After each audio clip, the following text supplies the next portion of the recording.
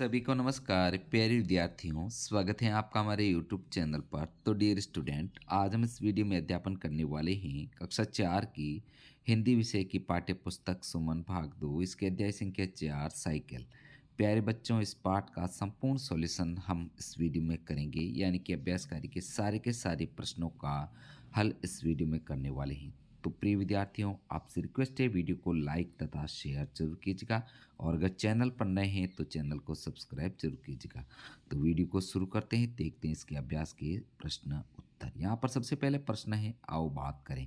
इसमें प्रश्न संख्या 1 दे रखा है, साइकिल को अकेली सवारी क्यों कहा गया है। उत्तर लिखना है प्यारे बच्चों। साइकिल को एक व्यक्ति अकेले ही चलाता है, इसमें न तो ड्राइवर होता है और न ही किसी की मदद की जरूरत पड़ती है, इसलिए अकेली सवारी कहा गया है। बढ़ेंगे आगे। साइकिल चलाने से हमें कौन कौन से लाभ होते हैं। उत्तर लिखना है प्यारे बच्चों। साइकिल चलाने से स्वास्थ्य अच्छा रहता है, व्यायाम होता है, यह पैसे की बचत करती है और पर्यावरण को नुकसान नहीं पहुंचाती, साथ ही यह चलने में आनंददायक भी होती हैं। बढ़ेंगे नेक्स्ट प्रश्न की ओर। प्रश्न 3, साइकिल को सबसे सस्ती और भरोसेमंद सवारी क्यों कहा गया है। उत्तर लिखेंगे आप। साइकिल को सबसे सस्ती और भरोसेमंद सवारी इसलिए कहा गया है क्योंकि इसे खरीदना और चलाना दोनों ही आसान है, इसमें ईंधन की जरूरत नहीं होती और यह हमेशा साथ देने वाली और टिकाऊ होती है।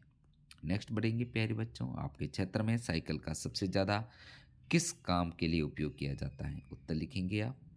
साइकिल का सबसे ज़्यादा उपयोग गांव और छोटे शहरों में आवागमन, एक जगह से दूसरी जगह जाने के लिए किया जाता है। किसान, मजदूर, विद्यार्थी और डाकिया जैसे लोग इसे रोजमर्रा के कामों में इस्तेमाल करते हैं। नेक्स्ट प्रश्न 5 नंबर, पहले लोग एक जगह से दूसरी जगह की यात्रा किन किन साधनों से करते थे, पता लगाइए। पहले लोग पैदल चलकर, पशु गाड़ी, नाव या किश्ती, डोली या पालकी, घोड़ा, ऊंट, हाथी आदि साधनों के द्वारा एक जगह से दूसरी जगह की यात्रा करते थे। नेक्स्ट आगे बढ़ेंगे, साइकिल का प्रयोग, साइकिल का पर्यावरण के से क्या संबंध है। उत्तर लिखेंगे प्यारे बच्चों। साइकिल का पर्यावरण से गहरा संबंध है क्योंकि यह एक ऐसा वाहन है जो प्रदूषण नहीं फैलाता। इसमें पेट्रोल और डीजल जैसे ईंधन की जरूरत नहीं होती, जिसमें ध्वनि और प्रदूषण नहीं होता। साइकिल चलाने से वातावरण स्वच्छ और स्वस्थ रहता है। आगे बढ़ेंगे प्यारे बच्चों, सोचो और लिखो। इसमें प्रश्नों के आपको उत्तर देखने हैं, ऑब्जेक्टिव टाइप के प्रश्न हैं। तो प्रश्न संख्या 1, साइकिल को चलाने के लिए सबसे जरूरी क्या है। सही उत्तर है हवा। नेक्स्ट आगे 2 नंबर, साइकिल की घंटी कैसी लगती है। सही उत्तर होगा अ, प्यार भरी चेतावनी, अ ऑप्शन राइट है। बढ़ेंगे आगे प्यारे बच्चों, ख प्रश्न, निम्नलिखित वाक्यों को पढ़कर सही का गलत का निशान लगाइए। तो यहाँ पर कथन 1 है, साइकिल का कोई चालक नहीं होता, यह कथन गलत है। 2 नंबर है, साइकिल केवल बच्चों के लिए होती है, यह कथन भी गलत है, असत्य, आपको गलत करना है। 3 नंबर, साइकिल से पर्यावरण को नुकसान पहुंचता है, यह कथन भी गलत है क्योंकि इससे पर्यावरण को कोई नुकसान नहीं पहुंचता, और जब साइकिल चलाते समय हवा आपके साथ चलती है, यह कथन एकदम सत्य है। इस प्रकार प्यारे बच्चों, आपको सत्य तथा असत्य कथनों की पहचान करनी है। आगे बढ़ेंगे नेक्स्ट प्रश्न की ओर। निम्नलिखित वाक्यों को रिक्त स्थान पर सही शब्द का चयन करके लिखी। तो यहाँ पर आपको प्यारे बच्चों रिक्त स्थानों की पूर्ति करनी है। सबसे पहले देखते हैं 1 नंबर, साइकिल सबसे सस्ती और भरोसेमंद सवारी है, यहाँ पर भरोसेमंद आएगा, राइट ऑप्शन। 2 नंबर, साइकिल के पहिए धरती को छूते हैं, यहाँ पर धरती आपको आएगा। इस प्रकार प्यारे बच्चों, आपको इसको पूर्ण करेंगे। अब आगे ग प्रश्न है जो निम्नलिखित प्रश्नों के उत्तर देने हैं। यहाँ पर सबसे पहला प्रश्न देखते हैं। प्यारे बच्चों, पुनः आपसे रिक्वेस्ट है वीडियो को लाइक जरूर कीजिएगा, लाइक शेयर जरूर करें। तो इसका उत्तर देखते हैं। 1 नंबर प्रश्न है, जो साइकिल चलाने पर या उस पर बैठने का आनंद लेते समय आपको क्या क्या महसूस होता है। उत्तर लिखेंगे आप। साइकिल चलाते समय ठंडी हवा का स्पर्श और गति का आनंद मिलता है, लगता है जैसे मैं हवा में उड़ रहा हूँ। साइकिल चलाते समय स्वतंत्रता और ताजगी का अनुभव होता है, चारों ओर के दृश्य तेजी से पीछे छूटते हैं, जो बहुत रोमांचक लगता है। आगे बढ़ेंगे प्यारे बच्चों, प्रश्न 2, साइकिल को इंसान का साथी क्यों कहा गया है। उत्तर लिखेंगे आप। साइकिल को इंसान का साथी इसलिए कहा गया है क्योंकि यह सस्ती, सरल, पर्यावरण मित्र और हर उम्र के लोगों के लिए उपयुक्त सवारी है। यह बिना ईंधन के चलती है और हर जगह आसानी से पहुंच में मदद करती है। आगे बढ़ेंगे प्यारे बच्चों, प्रश्न 3 की ओर। तो प्यारे बच्चों, प्रश्न 3 देखते हैं कि साइकिल की उपयोगिता को ध्यान में रखते हुए 4-5 वाक्य लिखें। उत्तर है साइकिल की उपयोगिता के 4-5 वाक्य। यहाँ पर सबसे पहले आपको लिखोगे यह बिना ईंधन के चलती हैं। 2 नंबर पॉइंट, साइकिल की एक सस्ती और सरल सवारी है। पॉइंट नंबर 3, साइकिल चलाने से शरीर का व्यायाम होता है। 4 नंबर, यह भीड़ भाड़ वाले रास्तों से आसानी से चलती हैं। और 5 नंबर, छोटे छोटे कामों और कम दूरी तय करने के लिए साइकिल बहुत उपयोगी है। आगे बढ़ेंगे, नीचे दिए गए साइकिल के चित्र के विभिन्न हिस्सों के नाम और खंड में लिखिए। तो यहाँ पर साइकिल के विभिन्न हिस्सों के नाम है, जैसे यहाँ पर देखते हैं सीट है, कैरियर है, मडगार्ड है, चेन है, हैंडल है। फिर आपको लिखना है ब्रेक है, पेंडल है, पहिया है। इस प्रकार जो है आप अपनी मर्जी से भी जो है अन्य साइकिल के हिस्सों के नाम लिख सकते हैं। आगे है भाषा की बात में आपको क्या करना है, आइए जानते हैं।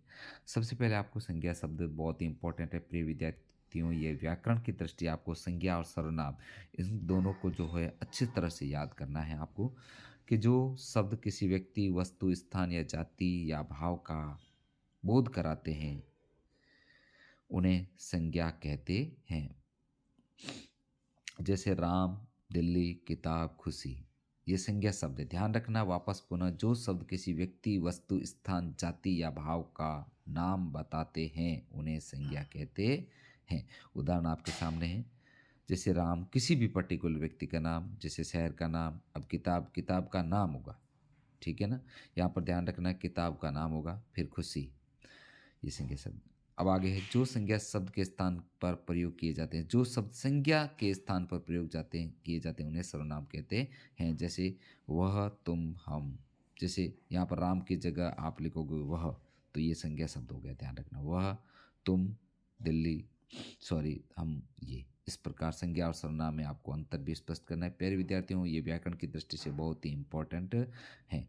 अब आगे है, गद्यांश में से संज्ञा और सर्वनाम शब्दों को छांट कर लिखो। तो यहाँ पर एक गद्यांश दे रखा है, उस गद्यांश को प्रिय विद्यार्थियों आपको अच्छे से पढ़ना है। यहाँ पर ले रखा है कि प्रिंस को उसके जन्मदिन पर एक नई साइकिल मिली, वो बहुत खुश था। सुबह होते ही वह साइकिल लेकर पार्क चला गया। वहाँ उसके दोस्त भी आए, उन्होंने प्रिंस की साइकिल देखी और कहा कि ये कितनी सुंदर है। प्रिंस ने सबको साइकिल चलाने दी और वे सब बहुत खुश थे। अब इसमें आपको संज्ञा और सर्वनाम शब्द जो है आपको बताने। तो यहाँ पर संज्ञा शब्द है जो प्रिंस, जन्मदिन, साइकिल, पार्क और दोस्त और खुश। और सर्वनाम शब्द उसके, वह, वहाँ, उन्होंने, यह, सबको, वे सब। तो प्यारे बच्चों, इस प्रकार संज्ञा और सर्वनाम शब्दों की पहचान भी आपको करनी है। आगे है काल। काल की परिभाषा क्रिया के जिस रूप से उसके होने के समय का बोध होता है उसे काल कहते हैं। काल 3 प्रकार के होते हैं, यहाँ पर आपके सामने, जैसे वर्तमान काल, भूतकाल और भविष्य काल। वर्तमान काल में जो क्रिया भी चल रही है, जैसे हो रहा है, उषा विद्यालय जा रही है, ये वर्तमान का समय बता दो। भूतकाल, जो क्रिया पहले हो चुकी यानी कि बीत चुका, जैसे उषा विद्यालय गई थी। और भविष्यकाल, जो क्रिया आगे होगी, जैसे उषा विद्यालय जाएगी। तो प्यारे विद्यार्थियों, बहुत ही इंपॉर्टेंट है ये भी व्याकरण की दृष्टि से। वर्तमान काल, भूतकाल और भविष्यकाल, इनको अच्छे से उन उदाहरणों के माध्यम से आप अच्छे से समझ सकते हो। बढ़ेंगे प्यारे विद्यार्थियों, गद्यांश के आधार पर वाक्यों का वर्गीकरण। यहाँ पर एक छोटा सा जो गद्यांश दे रखा है। अब वाक्यों का वर्गीकरण करना है। जैसे सरिता रोज सुबह जल्दी उठती है, वो बगीचे में खेलने गई। कल वह नदी के किनारे गई, वहाँ उसने कागज़ की नाव तैराई, उसे बहुत मज़ा आया। अगले रविवार वह चिड़ियाघर। अब इसमें वर्तमान काल के वाक्य कौन से हैं? तो यहाँ पर सरिता रोज सुबह जल्दी उठती हैं, वह बगीचे में खेलती हैं। नेक्स्ट है भूतकाल के वाक्य है, वह कल नदी के किनारे गई, वहाँ उसने कागज़ की नाव तैराई, उसे बहुत मज़ा आया। और भविष्यकाल के वाक्य, अगले रविवार वह चिड़ियाघर जाएगी। तो इस प्रकार प्यारे बच्चों, आपको जो है काल की पहचान करनी है कि कौन से वाक्य कौन से काल के हैं, यानी कि वर्तमान, भूतकाल और भविष्यकाल, इनकी पहचान करनी। तो प्रिय विद्यार्थियों, हमने इस वीडियो के माध्यम से आपके लिए बहुत ही इम्पोर्टेंट जो है कक्षा 4 की हिंदी विषय का जो चैप्टर संख्या 4 साइकिल, इस चैप्टर का संपूर्ण सॉल्यूशन हमने किया है। प्रिय विद्यार्थियों, आपसे रिक्वेस्ट है वीडियो को लाइक शेयर जरूर कीजिएगा। और हाँ, अगर चैनल पर नए हैं तो चैनल को सब्सक्राइब जरूर कीजिएगा। प्रिय बच्चों, मिलते हैं नेक्स्ट अगले जो है चैप्टर के साथ में वीडियो देखने के लिए आपका धन्यवाद। और हाँ, आपको अगर सारे के सारे पाठों का सॉल्यूशन चाहिए तो हमारे चैनल की प्लेलिस्ट बनी हुई, वहाँ पर जाकर के सभी पाठों का सॉल्यूशन एक साथ भी कर सकते हैं। मिलते हैं नेक्स्ट चैप्टर में। बाय बाय।